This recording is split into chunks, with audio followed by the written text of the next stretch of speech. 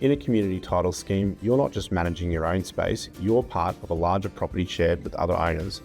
That means any renovation you plan could affect common property, impact the building's insurance, or interfere with your neighbours' peaceful enjoyment. That's why approvals exist, to protect you, your neighbours, and the value of the property. By following the right process, you can renovate with confidence and avoid the stress of non-compliance. So, what approvals might you need? First, body corporate approval. Most renovations will require it. Small improvements to common property under $3,000 can be approved by the committee. Anything over that, or changes to exclusive use areas, must be decided by all owners at a general meeting. Council or local authority approval. This is often required for structural changes, plumbing and electrical modifications, or works that affect fire safety systems. Even if the body corporate gives its approval, you may still need council permits or certification to comply with Queensland's building laws.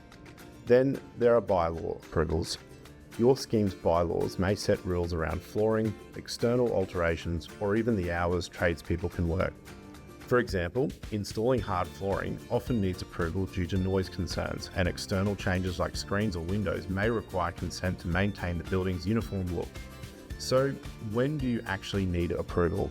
Here are some common examples. Structural changes, like removing walls or adding skylights. External changes, such as replacing windows or installing balcony screens. Works that affect common property, including walls, roofs, and balconies.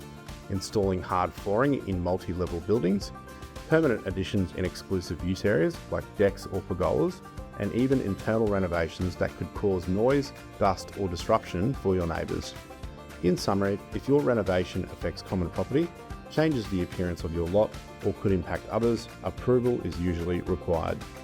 Before starting any works, review your scheme's bylaws, talk to your committee or caretaker, and make sure your application includes enough detail to be properly considered.